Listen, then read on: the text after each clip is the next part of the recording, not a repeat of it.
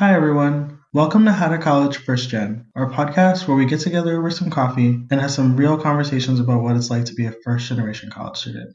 If you're a new listener, our goal here is to democratize information that we've gained along the way, learn a bit more about the first gen experience, and hopefully help others going through some of the same challenges that we've gone through by sharing lessons from our fellow first gens. I'm Dan, one of the new co-hosts for How to College First Gen. I recently graduated from the University of Pennsylvania, and I currently work for Minds Matter New York City as a program assistant.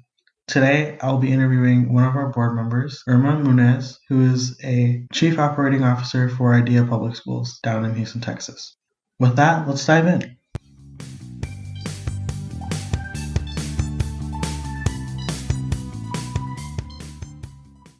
Hi, Irma. It's so great to have you on our podcast. Can you briefly introduce yourself?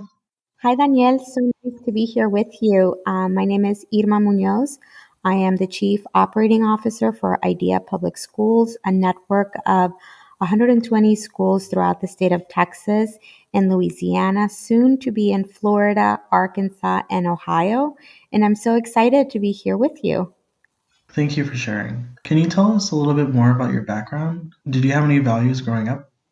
Sure. I was born and raised in the land of tequila and home of the mariachi bands, Guadalajara, Jalisco. That is where I grew up and was raised with the values that have carried me to this day. But when I was in high school, my father immigrated to the United States and made the really difficult decision to bring his family to the San Francisco Bay Area. And I say difficult because at that time, my mom and my dad didn't know anything about living in a foreign country. All they had in their mind was they wanted a better life for their kids. They were in their 40s, they were full fledged adults. And it's not until now that I'm an adult myself that I recognize how difficult that decision was for them, back, 20 some years ago. We came to this country with the sole purpose of getting a great education because my father knew that that was the key to a better life. So from the very beginning, he wanted to make sure that we took advantage of everything that this country has to offer. To him, the American dream was tangible and was attainable, and he was not going to give up until his kids had a taste of it. So my early life in particular was formed around my father and my mother's vision for what they wanted for us.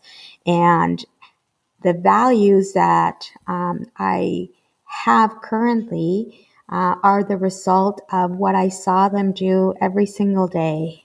The hard work, the perseverance, the grit, the undeniable stick-to-itiveness that carried them through, irrespective of what setback they encountered.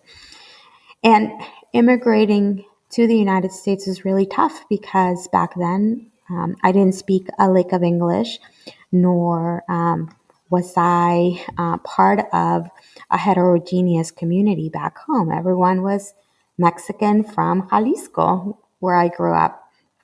Unlike the high school that I enrolled in, where there were students from all over the world.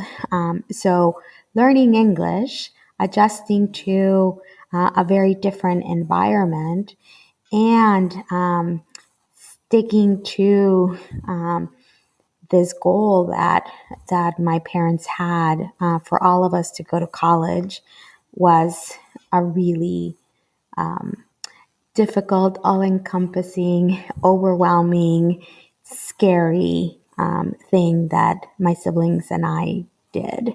But so glad that my dad and my mom pushed us in the right direction. Wow, it sounds like you were managing a lot. Can you share a little bit more about some of the challenges you faced along the way? Ay, Dios mío.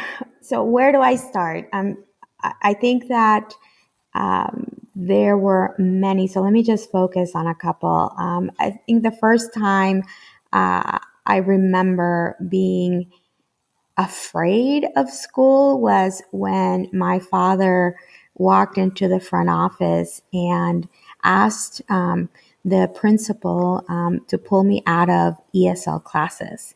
Um, that's where I was originally enrolled because I didn't speak any English. But my dad wanted me to begin interacting with kids that spoke English right away because he believed that speaking English and forcing yourself to speak English was the best way to learn.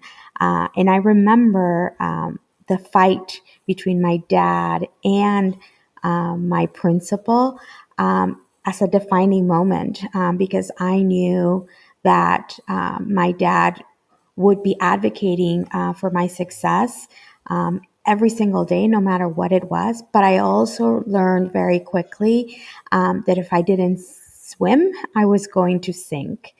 So I thank God was placed in a classroom with a teacher that befriended me, Miss Lockett. I wish to this day that I could find her to thank her because she, more than any other person that has had an impact in my life, was defining in her help and her direction.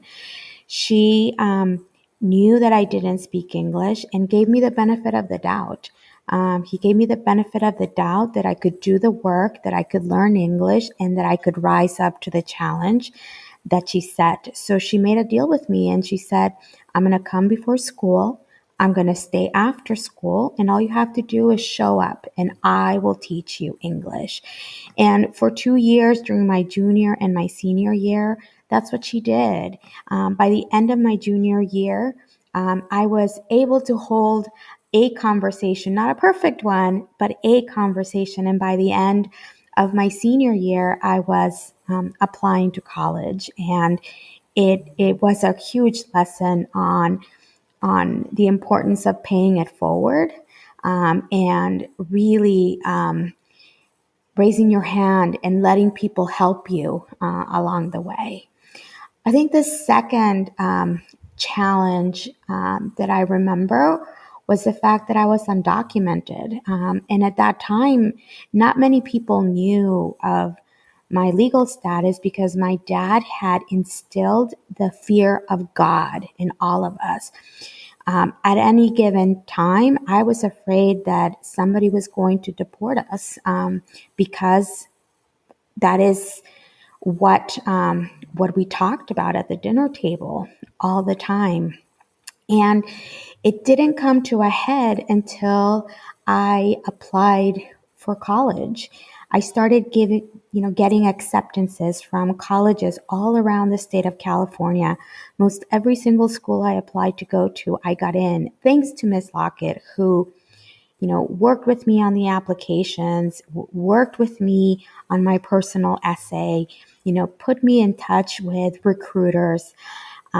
However, when schools found out that I was undocumented, they started rescinding my acceptances.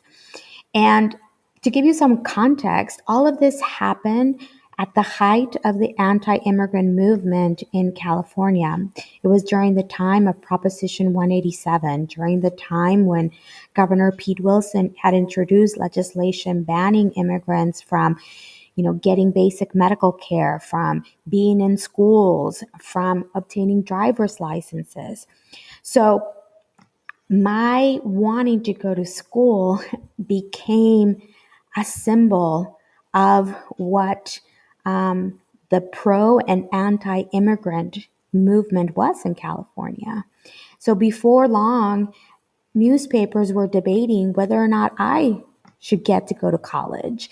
And you had elected officials, including the governor, arguing that I should not be allowed in school because people like me would not make it past the first semester. Thankfully, there was a coalition of Latino leaders and elected officials and civil rights advocates that helped me and advocated on my behalf. And they worked this back end deal with the University of California, and I started at UC Davis, largely because that university began school later than any other. That was the school that I was able to get into because by the time all of these back end deals were worked out, all of the other schools had started except for UC Davis. So I started UC Davis as an engineering major, not speaking very much English, knowing that I had this responsibility to make it past my first semester of school because I had heard from so many people that I wouldn't. And that became just a benchmark and a milestone that I self-imposed because I knew how much people had fought for me to give me that opportunity. But also, I didn't want to prove anyone right. So every semester, I would make it a goal to get through the following semester and the following semester until I eventually graduated from college.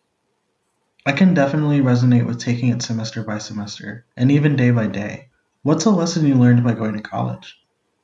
Um, I mean, many, many lessons, but I think the biggest one is about asking for help. We are part of a village, and people are predisposed to lend you a helping hand if you allow that help to come your way. And it's scary to open yourself up, not just because you want to prove that you know better, that you can do better, that you can succeed on your own, but also because you don't want to be disappointed by the people around you. But what I found very early on is that every time I felt stuck, it was worse if I didn't raise my hand and ask for help. And I saw that throughout my college years. Every little bit of help that I got from people around me pushed me forward. And it was especially important when you felt like you couldn't go forward on your own. So I would encourage any first generation college student, every college student, to never, ever, ever hesitate raising their hand and asking for help, because 9.9% of the time you're going to be pleasantly surprised. School definitely got easier for me as I started asking more for help. So I'll second that piece of advice. Not only did you get your undergraduate degree, but you also went to grad school at Harvard. Can you tell us more about that process? In my junior year of college, I became a Woodrow Wilson Fellow and got to spend the summer at the LBG School of Public Policy. Up until that point, I thought I was going to pursue a career in science. But when I got to LBJ, I learned about the intersection of policy with the lives of different communities, including the immigrant community. And I wanted to have an impact. I wanted to pay it forward, and I became very interested in the world of public policy. The Woodrow Wilson Fellowship was life changing for me because it gave me a full ride to any graduate school I wanted to go to as long as I got in. So in my senior year, as I was applying to school, I asked for letters of recommendation from several of my professors, and one of them asked me, where are you applying to? And I listed the schools that I wanted to go to. And he said, well, why aren't you applying to Harvard? And I was like, well, because I don't know if I'll get in. And he said, Irma, you do not take yourself out of the running. You fight for what it is that you want. So I am not going to give you a letter of recommendation unless I see Harvard on this list. And that's how I ended up applying to Harvard University. I remember sharing with my parents that I was applying to go to Harvard, and they obviously didn't know much about the university at that time. To them, it would be better for me to be at the local community college down the street because it meant that they would have their daughter next to them, right? But once I told them about Harvard, they started telling their friends, and their friends made such a big deal about the fact that I was applying to Harvard that got my parents really, really excited. And it wasn't long before they started, asking me whether or not I had heard from Harvard and, getting excited about visiting Boston and really encouraged about the fact that so many past Mexican presidents had gone to Harvard, and so many important people had gone to Harvard, and really hoping that their daughter, would make it there. And I remember the day that I got my acceptance letter. I called my dad, who was working at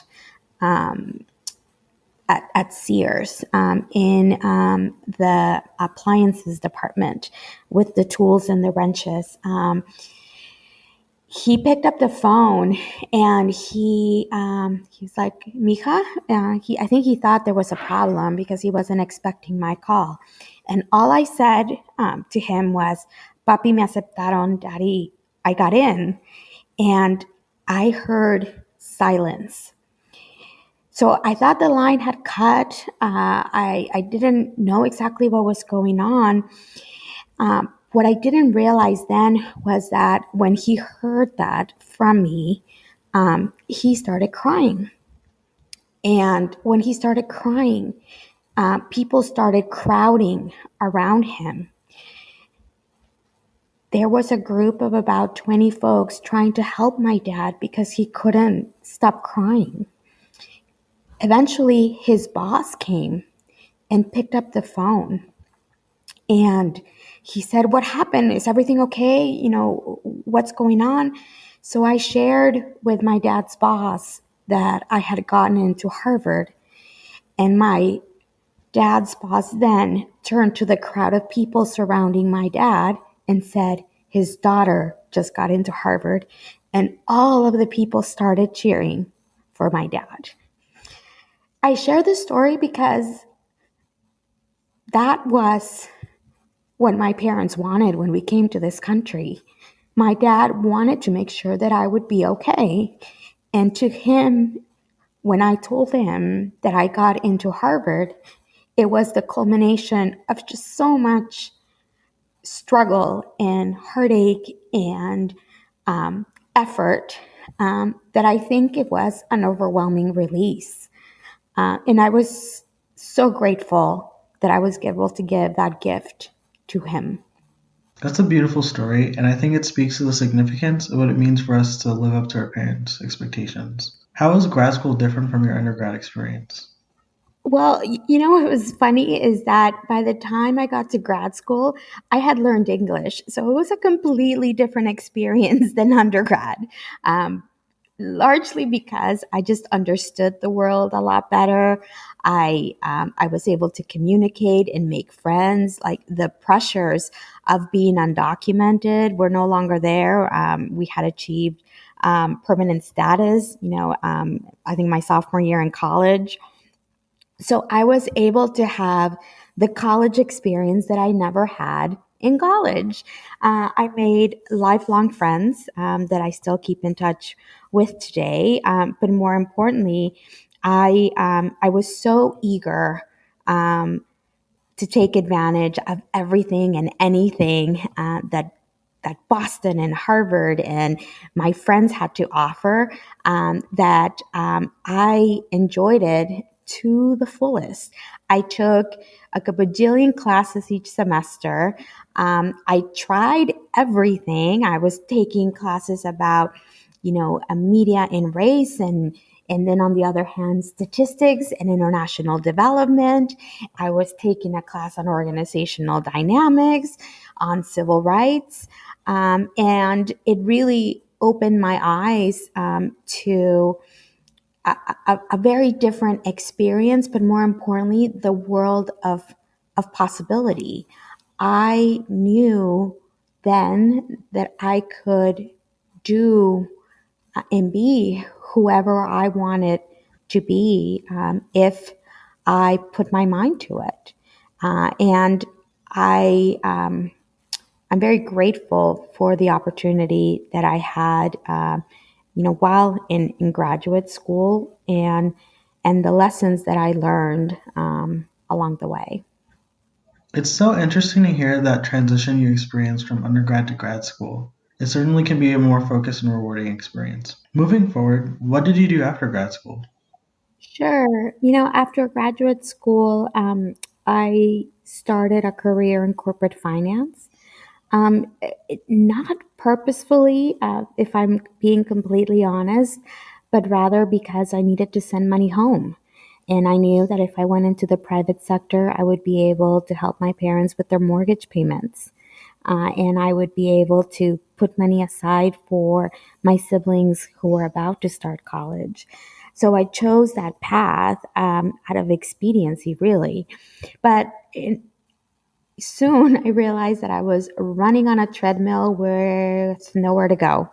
And I began feeling restless, and started thinking about what I really wanted, from my career. Around that time, I got married to an amazing man who I adore.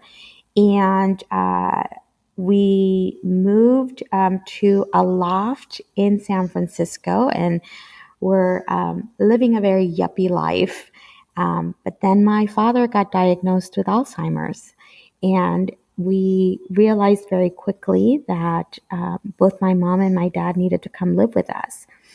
And more importantly, that we couldn't live in a loft in San Francisco. We needed to be more practical about their health care, more practical about the accommodations that we needed to put in place to take care of them, and more practical about the types of jobs that we needed to have to start a family. So, long story short, we ended up moving to South Texas. This is where my husband grew up, but he left right after high school. So, moving to South Texas was a new thing for him and for me, but it was the best thing for my parents, because healthcare was bilingual. Down here, it was a slower pace of life, and they were able to enjoy their time together and the time my dad had left, in an environment that they could easily navigate. Of course, that also meant that the job that I had at the time, which was with General Motors, was not practical anymore. I couldn't be traveling around the country, doing the work that I was doing, because I now had parents to take care of, and I was about to start a family of my own. So I quit my job, and by chance, I ran into an old friend of mine who was working for the Bill and Melinda Gates Foundation. And she realized I was in South Texas and gave me a chance. We started a new initiative in the Rio Grande Valley. And that was a good transition period between my life in the corporate world and what would be my new career. Eventually, she introduced me to Idea Public Schools. I never in a million years thought that I would be in education. That was never an aspiration of mine. I never thought that I would work for a school system. I never thought that what I'm doing today is the career that I would have. But once I was introduced to IDEA, I saw myself in our kids, and I saw my parents and my parents' dreams in the families that IDEA serves. Um, and what started off as a pit stop while I figured out what to do with the rest of my life has turned into 12 years of incredible work, and a home I didn't even know back then that I was looking for. So it's been a really interesting journey getting to IDEA, but a really amazing one as well.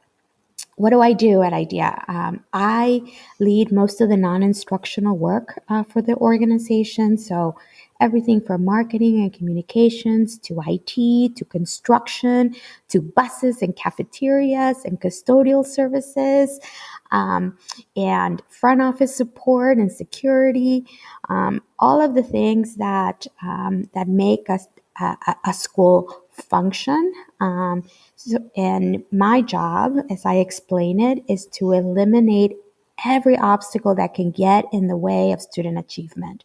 So if I and my team are doing a good job, we are letting the teachers teach and we are letting the leaders lead so that our kids can make it to college when they graduate from high school.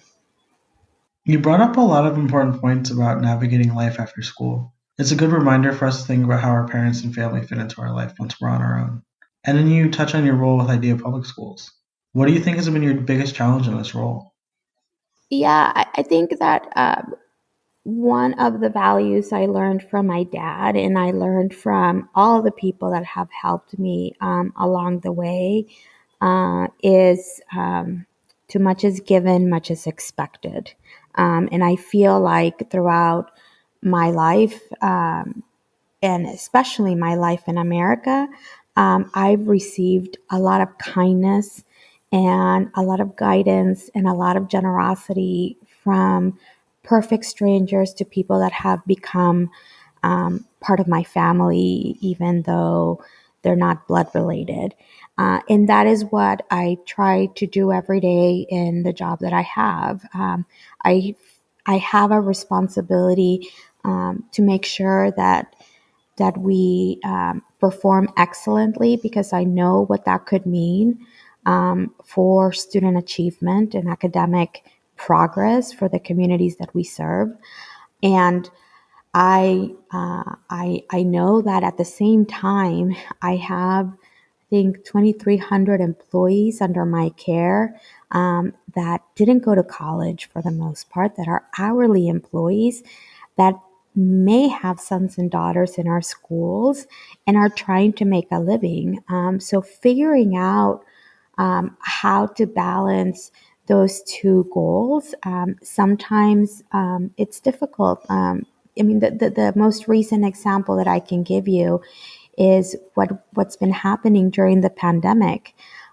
Last March, we closed our schools because it was unsafe to continue with in-person learning. But I had to ask our cafeteria staff and our transportation staff to continue providing meals. 89% of our kids are considered low income. Two-thirds of them get their meals from school. So I knew that if we didn't keep providing meals to our families, our kids would suffer.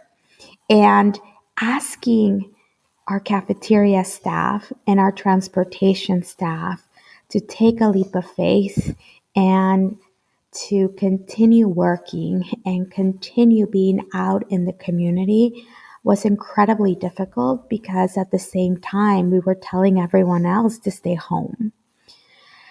But one of the most inspiring things that I've experienced in my lifetime was seeing how precisely the most marginalized groups in our community respond during times of crises. And our cafeteria staff and our transportation staff were no different. Bus drivers and cafeteria workers would make home deliveries. They would stand in parks to distribute meals. They would, on the curbside of our schools, be ready and willing for passerby cars to pick up meals that were warm and nutritious. And that is something that I think is going to keep inspiring me for the rest of my life, because through this incredible, contentious time, and through all that we all collectively have had to deal with, there were these bright lights of people that decided that they were going to continue paying it forward, and they did. So there's no arguing against your ability to help. There is always something that you can do, something positive that you can do to impact the life of others. And I've learned that in so many ways, but most recently, by just seeing our cafeteria staff and our transportation staff live through the pandemic. That's a really good point about the importance of collaborating and doing good for the sake of doing good. Which brings me to my last question. What led you to become a board member for Hatter College First Gen? Well, I think the world of Norma. I'm hoping that one day she hires me to work for her, because I know she's going to do incredibly amazing things. I think what led me to become a board member is because I want to continue paying it forward. I had so many people help me along the way while I was getting into college and through college, that I want to make it a little bit easier for the next generation. I am now a mom. I have 2 kids. And despite all the blessings that my family has and how many advantages my kids have, I see firsthand how hard it is to stay on track, and to really make sure that you're dotting the I's and crossing the T's so that you can eventually get to college. So I can't imagine how hard this process is, when you don't have access to, consistent internet, when you don't have computers at your disposal, when you have to have 1 or 2 jobs to help your family, with, living expenses, when you have to commute 2 or 3 hours to get to high school, when your parents don't want to let you go to school because that means living away from home. If we can provide a little bit of help, and if we can pave the way so that more kids have access to what they deserve, sign me up. I will do this every day, every hour, any way that I can, because that's what was done for me. The story you shared here reminds me of a saying, as you climb, reach back. Before we go, do you have any more advice that you want to share with our listeners? I would say that everyone can do more than they give themselves credit for. Allowing yourself to just consider the possibilities is going to get you very, very far. Even when the world is coming at you and telling you differently, you knowing that with focus and perseverance and grit and determination, you can reach the most loftiest of goals, is really important to hold true.